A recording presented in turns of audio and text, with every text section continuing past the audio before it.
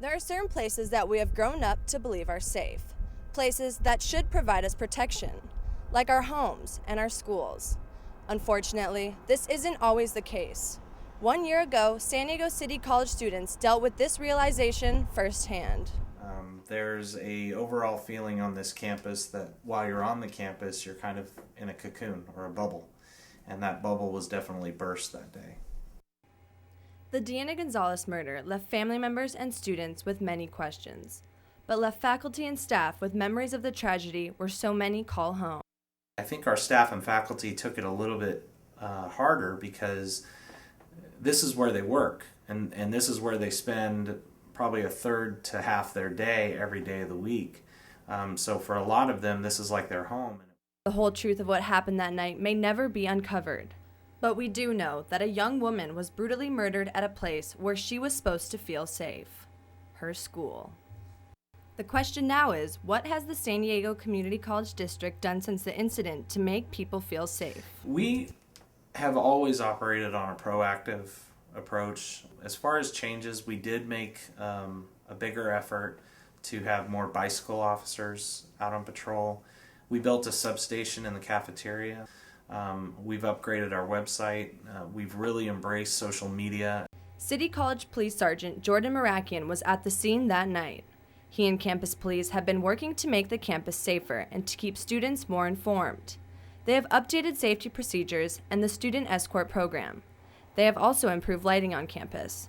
Marakian recalls that the area where Deanna was killed was practically pitch dark at the time. I can tell you that when I got there, it was very dark and very quiet.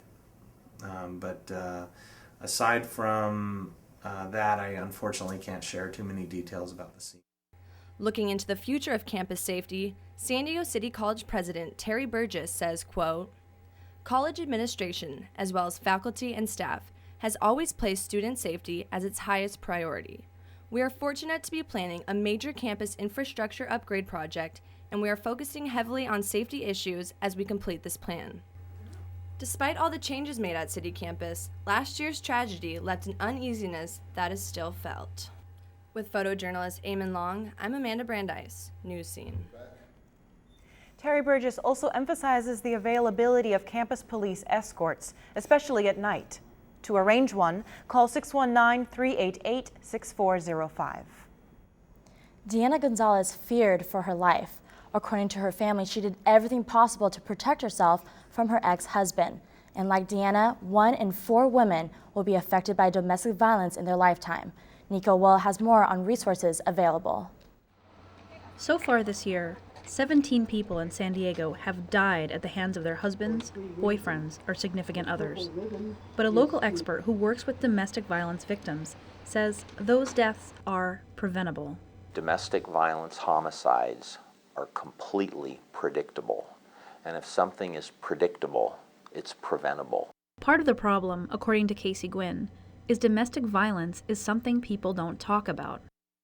Victims often feel ashamed and scared to talk about their abuse, and friends of victims don't want to pry into a personal situation. I do presentations in a PhD program with highly educated people, and people say, "Oh, you're in domestic violence."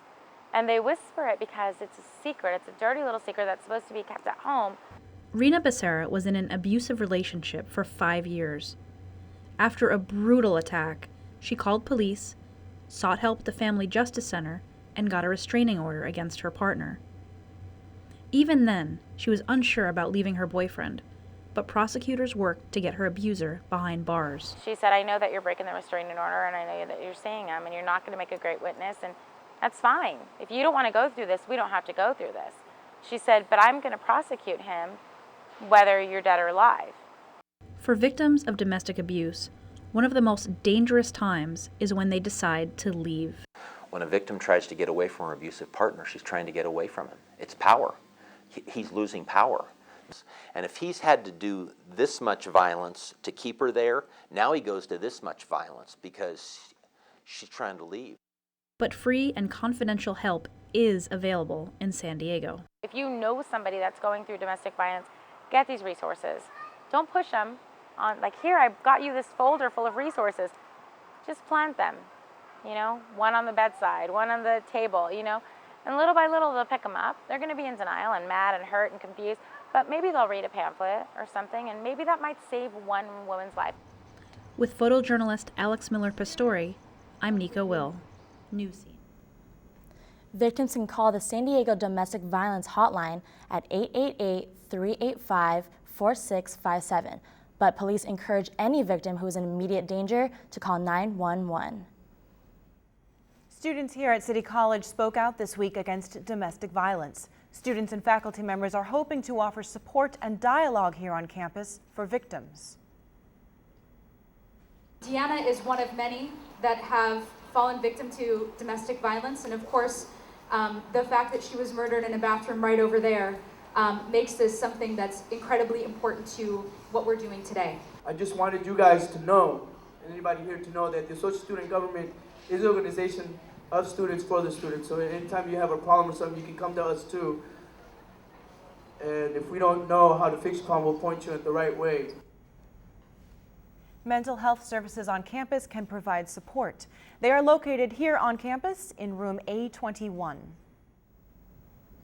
Deanna's death prompted the Strangulation Prevention Act, which was recently signed into law. Jane Smith spoke with local politicians about the legislation they hope might save a life. He may try the oh baby, I can't live without you, I love you so much, but he'll only try that for so long, because if that doesn't work, then he'll say, baby, if I can't have you, nobody's going to have you. The very first time that he was violent with me, he strangled me. He pushed me up against a wall and held his hand to my throat and had me pinned against the wall with actually my feet off the floor. Strangulation in domestic violence cases has taken on a newer priority. Though in the past, a victim may have reported being choked to investigators. They don't view a strangulation case as somebody's trying to end someone's life. They view it as simply another disturbance between a couple, and they think nothing will really come of it. It's not until we see a victim laying on the floor with an open bleeding wound or a gunshot wound or someone who's deceased that we really think, oh, this is a serious crime. But when the victim is standing there talking to us, telling us that they were choked and we see no visible traumatic injury, to many officers it's just another family disturbance. Investigators are now being trained to look for and determine if strangulation was involved when answering to domestic violence calls. Senator Christine Kehoe of San Diego introduced this bill in June 2011, but this bill was not without its hurdles. Our state prisons are overcrowded, and we're under court order to release prisoners. So we have to be very careful about increasing the number of felonies, because felonies may very often result in state prison time. So our big argument was, you know what, maybe you should put him in prison for 2 or 3 years for strangling her when she survives, and then you won't have to put him in prison for 50 years after he kills her. That would be called fiscally responsible. California became the 31st state to enact this legislation. Diana Gonzalez did not die in vain. There are changes that have been made in the San Diego Family Justice Center, in the San Diego Police Department, in the DA's office, with high-risk teams and with state law that are going to have an impact for a generation because of what happened a year ago. With photojournalist Alex Miller-Pastore, this is Jim Smith for Newscene. Deanna Gonzalez is the only student to be murdered on City College campus. A scholarship fund has been set up to help the family and her 2-year-old daughter.